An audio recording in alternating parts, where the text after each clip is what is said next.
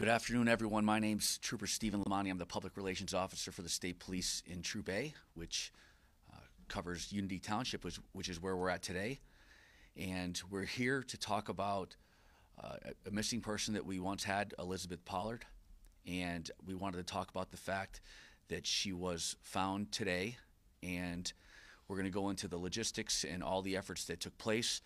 Before we get into all of those things, I'd like to introduce the people that you see in front of you that have been a part of the efforts basically since the inception of when she first disappeared. To my right, we have the incident commander for this week's event, Scott Graham. And continuing to the right, we have the chief in charge of operations, John Batcha, and our Unity Township supervisor, Mike Alberto. And immediately to my left, we have the site commander for the Pennsylvania State Police and my supervisor, Sergeant Heather Clem. To her left, we have the Troop A commander for our entire area. It's Captain David Sora. To his left, we have the director of PEMA, Randy Padfield. And last but certainly not least, the director of our public safety for our region, Roland Mertz. To finish up with some more logistical things, I want to talk a little bit about the amount of departments that were here and some of the partnerships we had. This was obviously a very unified command that we had, and it pooled resources from, basically all over southwestern Pennsylvania. We had 25 fire departments that were here, Westmoreland Technical Rescue, Westmoreland Department of Public Safety, the Unity Township Road Crews. We had 2 emergency services agencies, PA Task Force 1, Command Post 600. Obviously, we had all of the Pennsylvania State Police resources, including all of our technical equipment, our ancillary services that we have within our department. And I'm going to mention these people last, but they're definitely not least, the Ligonier construction crew. Those people worked pretty impressive, and they were absolutely amazing, and they were a huge part of the efforts that took place.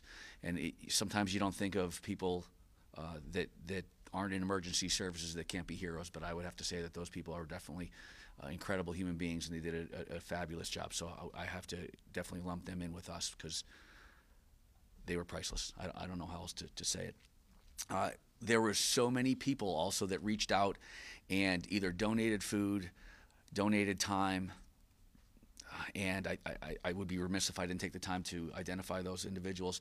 And I have to start off with Mondays. The family that owns and runs that establishment, they were so kind with their time, with their resources, with everything they had going on, empathetic to the family, working through all of the hurdles and never batting an eye when they were asked to do something for us. I can't thank them enough.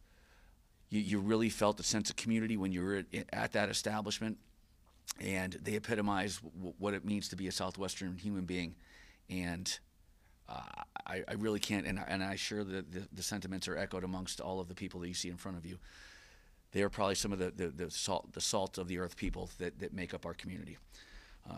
Also helping and assisting us with all of the food items we received from Firehouse Subs, Chick-fil-A, Sharky's, which is a restaurant down the street, Speedway, which is a gas station that makes really good food. I was surprised for a gas station, and they stepped up to the plate. We're delivering food constantly.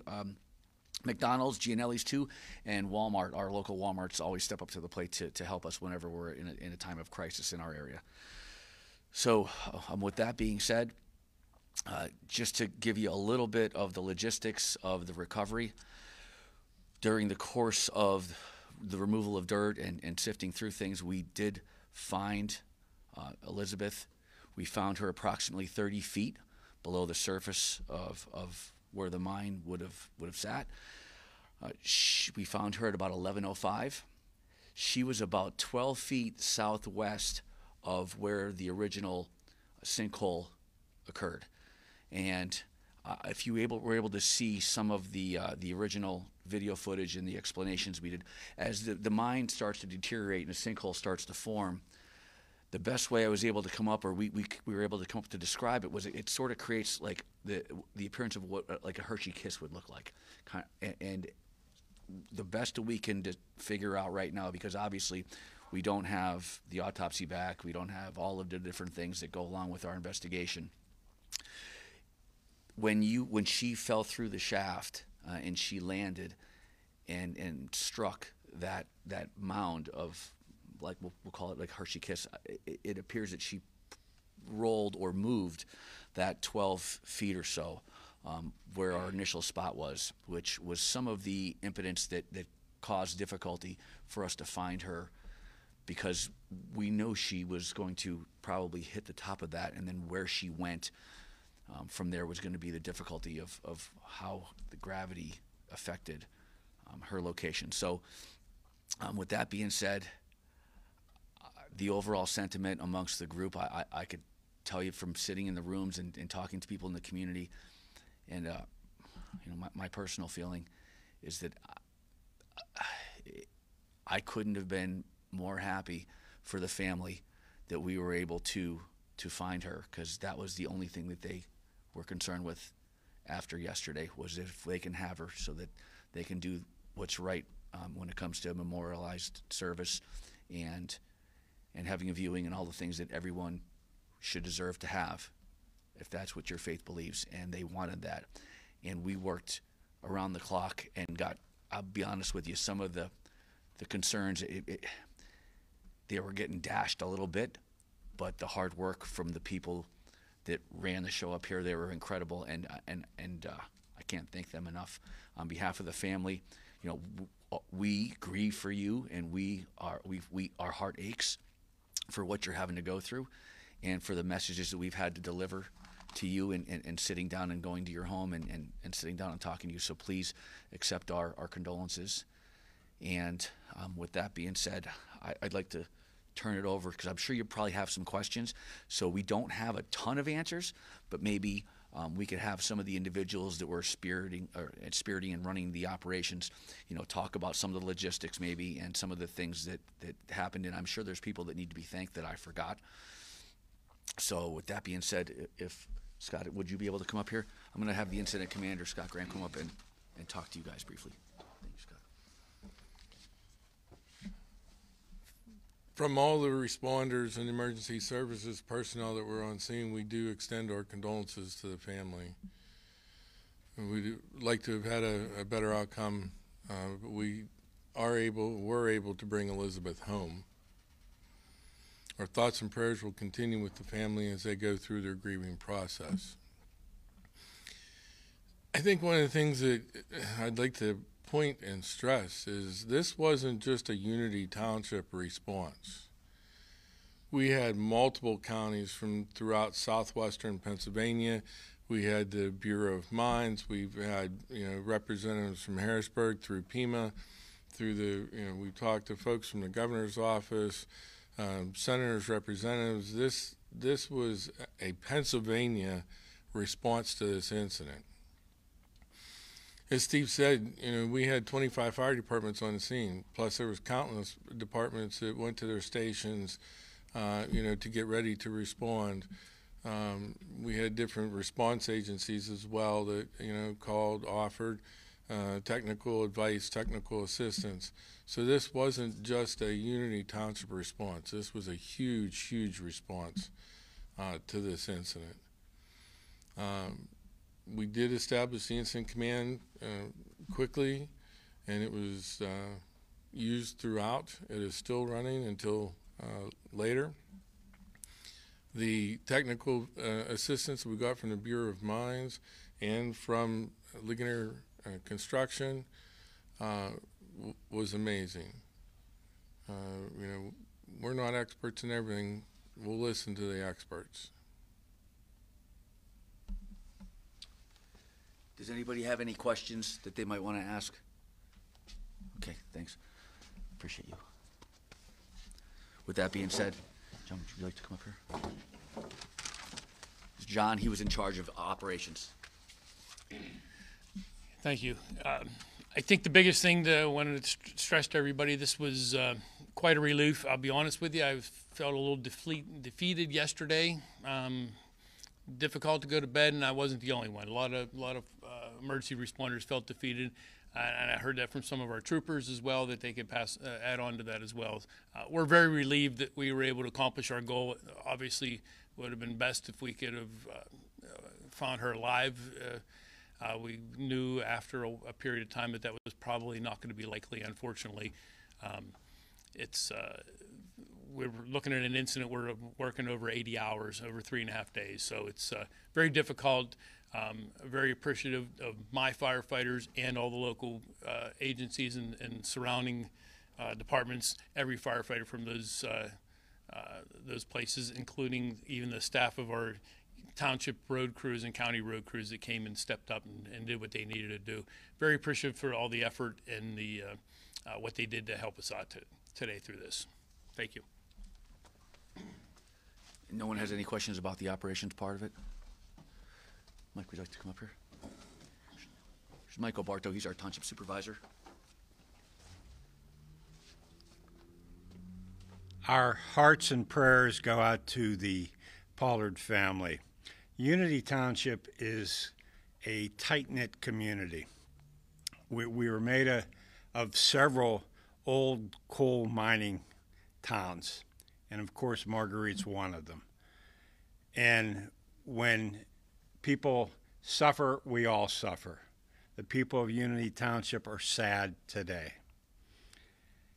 We are so fortunate that we're able to have the resources that we're able to come in to Unity Township from the Pennsylvania State Police, from our own volunteer fire service, EMS, as well as many organizations from the state, as well as the county.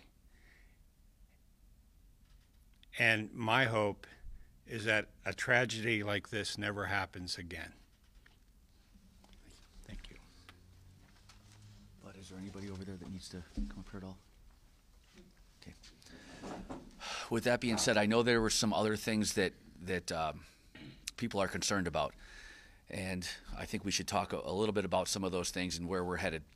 I know a lot of people that live down in, and for those of you that are watching this that don't know southwestern Pennsylvania, we have a lot of patch towns that we call them, and they're small communities, and a lot of them are involved in coal mining, and we would consider this one of our little patch towns. So the people that live here, we could understand their concern about the fact that we had this horrible tragedy take place. So right now there are people from the mining division that work on reclamation and shoring up the mine. They are right now working on that, and they have engineers that are working here, and we are working to they're going to put the dirt back, and then they're going to talk about putting a grout in there eventually and shoring up the entire area. At the conclusion of this, I'm also going to provide you guys a phone number and a contact in case you live in southwestern Pennsylvania and you feel that there's a concern for the area that you live, or you notice something suspicious. They actually go out and do investigations to make sure that you don't have what could possibly be developing as a sinkhole. So I'm going to provide that information for you as well. With that being said, is there anybody that has a question specifically for me that I can answer? Yes. About that reclamation you were talking about, Steve, one of these days we were talking about just the length and depth of this mine, and surely there are others like it all throughout our area. Will they be going in not to just this part under Monday's restaurant, but will they be going into all the finger tunnels and things and shoring that up? Sure. So I could tell you, when sitting through the meetings, they absolutely plan on going into all of that particular area and that whole mine complex, I'm going to call it for lack of better terms. It's almost like a little mini town underneath this town, which is it's wild once you see the maps. And then the concern also is, are those maps correct and things of that nature. So they're going to work through all of that reclamation group. They seem really sharp, I'll be honest with you, when we were talking to them, and their capabilities And I've actually seen it happen in neighboring towns where it's, for lack of better terms, it's almost like the pumping of what appears to be concrete into the mines. They call it a grouting of some sort. I'm not an expert in it. I'm just from watching it and sitting in on some of these meetings. I've gotten an education, and that's something that they're definitely looking into. I'll be surprised if it doesn't happen. They're talking about doing it in the very near future. So I think that's important for the people that live in this community to understand that. But also, if you live in a different community that might have some type of mining and things of that nature, they will go out and investigate for you if you have something suspicious going on. And I thought that was great to hear, and we're going to provide you that information later on. I know yesterday you had talked about what the plan was today to drill holes down in the Yes. ground and send cameras down there. Is that sort of how today played out, or how did today sort of pan out for you guys? Today was a blessing from God, and the hard work of Ligonier Construction and the plans that these people in front of you put in place to find where she possibly could have went based off of falling through that hole, and it was their hard work to pinpoint an area, and we still had, unfortunately, and one of the things I always tell it's one of the things I always say. I guess we all have our little sayings. I always say, well, it'll be the last place I look, right? Because once I find it, and she was in the last place we looked, and we were fortunate that we were at the stage where we were going to be drilling the holes and didn't have to. So I think obviously the overall sentiment was we obviously definitely wanted to find her alive. I mean, that's without saying. But we also wanted to do right by the family. I mean, right, like they were just asking, can you please find her? And we were tapping out of almost all of our resources. We weren't quitting, but we were running, and that's why you see some of the people here from federal agencies and our state agencies that are like, okay, well, what's next? What else can we possibly do? Because that's where we were at, and the plans that they had in place, and the last place that we were able to get to, that's where she was. Do we know if obviously she's with the coroner now? Yes. Do we have any idea, was it the fall that might have killed her, or? I think there's a legitimate chance that we can get those answers, but we don't have them now. I think after the autopsy, there might be a strong possibility that we have something, and our coroner's office does a really good job, and obviously this is a priority, right? So that's something that we have happening. I'll be honest with you, it's probably happening like really right now, or really close to right now. Jeff could. The Hershey kiss-shaped structure Yes. you mentioned at the bottom of the sinkhole, do you know if that was rock? So it's a mixture, right? It's just the decay and deterioration of the mine over the last, and I'll just throw like 75-ish years, right? So it's just that constant deterioration of the erosion from above, and that's the hole that she fell through. Right? Is there a estimate of how much earth was moved? Wow, you know what? That is an incredible question, and it is a lot. It's a tremendous amount, and I maybe there's some photos. Were you guys able to get photographs from this? Okay, so I know just from all the work they do. The folks at Mondays, they've been incredible, Yes. as you were saying, and I'm sure they're relieved, and they want to get back open for business. Yes. Is there a timeline for them? It's a great question. Yes, so they want to take the rest of the weekend, and Mondays is actually closed on Mondays, so they're actually going to take the rest of the weekend, and I know that the fire department is going to have volunteers go down, and I know the township is already going to work on hiring cleaning crews so that we can all try and put them back together. They've been through one heck of a whirlwind. That could easily have happened to one of them. Let's be honest. It could have happened to one of them. They're walking on that property, putting the garbage out, things of that nature. It could have happened to them, and they understand that. And I think you've heard it from the chief. Like we're a tight-knit community. We're sending volunteers to go down and help put their place back together. That's the least we could do for them, for how they treated us. It's just the way things go here in southwestern Pennsylvania.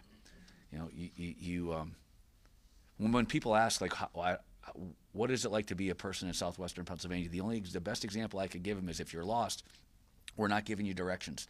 The people around here don't give you directions. They say, hey, follow me. I'll drive you over to where we're going, where you're going, because you're lost. That's how these people are. It's an honor to work and serve in the community. We're blessed to be troopers in southwestern Pennsylvania, and you know, I look at us as being the lucky ones to be able to work here. That's how I feel. I know earlier in the week you had to shift the plan and not be able to send crews down physically. Yeah. Were you able today to send crews physically down to retrieve Pollard? So we were. I think that's a better operations or a chief question. So do you mind answering that question up at the podium? Would you mind answering that? I'm good. Okay, thank you, sir. To recover Elizabeth today, we used machinery instead of sending folks down into the hole and into the mine structure itself, because as we were still working, you know, today, we still had collapse of the mine roof and mine sides. With the machinery that was there, they were able to extricate her from the hole because it was not safe for us to send anybody down. I appreciate it. Thanks for clarifying that for them. Okay, if you have another question? More specific with some details about Ligonier Construction's role, what exactly was used, Yeah, I think that also falls, I feel like, under the operations. John, would you be willing to answer that question? I'll let our operations chief. We needed heavy equipment to do that. To make that happen, we had to do an emergency declaration through our township supervisors to be able to hire somebody without a bidding process. That's part of the Pennsylvania Emergency Management System. Our PEMA director could add on that. That's something that is in place for every municipality in the state. Once that happened, that declaration was made, I honestly don't know who gave their suggestion of Ligonier Construction, but they somebody that knew enough and knew that they had the equipment and the personnel to do that. Surprisingly, we expected they might get some equipment in later that day. I believe that first excavator was there within 2 hours and 15 minutes. How they did that, where they did that, they were amazing. They had that and a front end loader. And before you know it, there was a crew of maybe a dozen people there, and they were busting hump to get done what needed to be done. So I give them a whirlwind of credit to do what they did. They knew what equipment they needed after a couple phone calls and talking to people on scene. So they were on top of it, top notch, without a doubt. They didn't stop. They were there, and they said, we are here until you tell us to go home, basically is what they told us. So awesome, very good. What's sort of next for, we talked about getting Mondays cleaned up and reopened, but there was talk about potentially losing part of their garage or any of the structures that are there. Is all that going to be okay, or do you know? So that's a great question, and I think that's a question that we're going to work through into the future, because their garage is really close to an area. They did have it condemned so that it can be taken down by Ligonier Construction, who would have taken it down for us. But if we needed to take that down, I think there's a lot of things that we're going to have to work through into the future when it comes to when they put the dirt back and if they start the grouting process. How safe is that area? How safe do they feel? And I will go on to say, if somebody wants to go to that establishment, it'll be up and running. There's no problems where we were parking. I mean, we had all of our equipment in our vehicles. It was the backside of that property, which really isn't necessarily, we'll call it, open to the public at all. That's the area that was of concern. That front area, I mean, we couldn't have parked much heavier vehicles on that front area. So I feel confident that that's a safe area to be in. Is there any other? If there's no other questions, you have a question? Yes, you said earlier that it would take about a year to fill the mine. I was at a place that took over a year. Okay. That's where I was at, and it takes a lot because they keep pumping that concrete in. I kept driving by. I thought something was wrong when I went to a place, and I started to look into that because I didn't understand how could you be putting concrete, but that's how they do it. it was I thought it was interesting, and I'm not gonna lie to you. If when that starts to happen down here, I'm probably gonna want to look into it and research it, and I was personally fascinated. You know. And during that time, are you going to be looking for possible other sinkholes as the reports come in? It might be We're eventually have to Yeah, so we're gonna be providing the phone number out to the person that group that actually inspects it, because I'm sure there's people here that are concerned, right? And we want to make sure that we provide that information so that if they see a depression that's inconsistent or something that's inconsistent that they saw before, then I think they should have it looked at. And we have the people that are willing. They volunteered that. The gentleman was literally saying, "Here are my business cards. If somebody sees a depression, please tell people." So. I applaud them for looking to make sure people are safer. Like they're all in on that's their job and that's what they're willing to do. So I wanted to make sure I provided that phone number for you guys later. So if you wanted to put it on your station's websites or whatever news outlet you have, so you can provide that information to the people that are in our region, southwestern Pennsylvania. And I'd applaud you if you put it out throughout the whole country. It won't be our phone numbers, but for southwestern Pennsylvania, that'll be the phone number that you have. That probably isn't a question I can answer today. I know that they're over there working right now, and they've working through getting the permission from the owner of the establishment to basically have full reign and access to the mines. I know they were working through that as we were leaving. That was something they were literally like a baton handing it off, so that there's the operations just continuing. Their goal is to have that filled in tonight. You guys knew that the mine was there. It wasn't kept. All the maps were like 70, 80 years old. Mm-hmm. It would have been much more difficult had it been an unknown mine. Yeah, not having the maps and having the Department of Mining there and having their individuals, I think that was intricate in our being able to try and find out where she could possibly be, what were our options. When you're in these types of emergency situations, you're trying to figure out, okay, this is what I know, this is what I don't know, right? And these are the things I need to try and find out, right? So we with their help, we were able to have a larger category in, okay, this is what we know, right? And then from what we know, now what can we progress through the rest of it to see how safe it is, how accurate our locations could be on where we think she can be, and what the chances of survival are. And they were intricate in that, and that was what we were basically doing almost the entire time when they were sitting in the command staff. Well, they were doing it. I sat in the command staff and watched them do it. But it was great watching this group work together and just being a fly on their expertise. So I think with that being said, we probably covered just about everything. I will get you that number. I think it's very important if you're willing to put that out there so that the other people in the community are safe.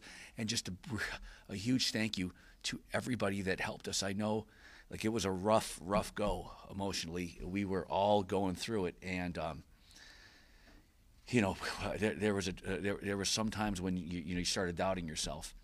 And I can't thank everybody enough. And we appreciate the support. And if you have other questions, you want to send them to us in email, I could maybe answer stuff in email. Probably going to try and update you guys at a later date when we have information on an autopsy. And then if you could leave the family, they sort of want privacy. So if we could kind of like leave them alone a little bit, and not a little bit, a lot. And then I'm going to try and make them present. There's going to be a service. I'm sure there's going to be people that want to either send flowers or give their condolences. We'll work through something. I could be like the liaison to help you guys with the service if we're going to head that route. And I would think I would have that information by the time I'm getting some information about the autopsy. So I would think it'll be sometime early next week. So if you guys could be patient and leave the family alone, we reconvene sometime next week.